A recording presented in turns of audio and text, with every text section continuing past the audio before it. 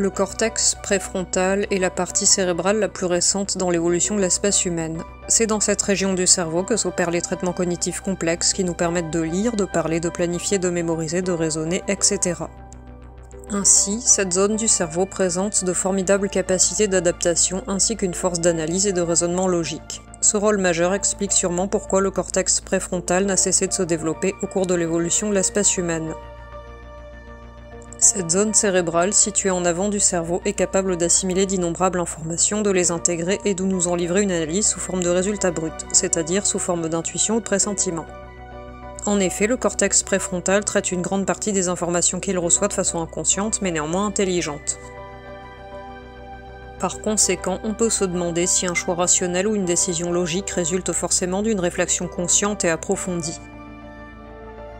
Disons que dans une situation complexe, le nombre d'informations à traiter est si important qu'il serait impossible de les analyser toutes simultanément et consciemment.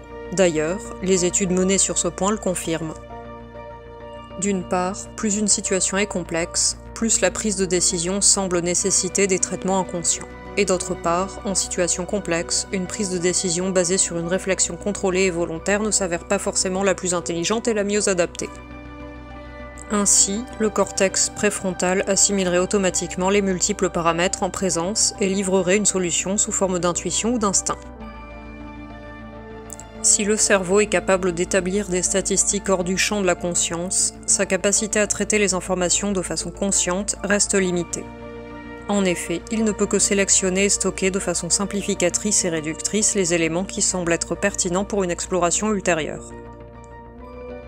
Aussi, la manifestation de ce phénomène se produit par exemple dans le cas d'une personne qui hésite à signer le bail d'un logement alors qu'aucun problème n'apparaît de façon objective.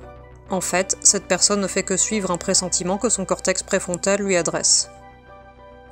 Cette zone cérébrale aurait donc intégré de façon inconsciente d'autres éléments qui pourraient se révéler négatifs et le signaleraient à la conscience sous forme d'intuition.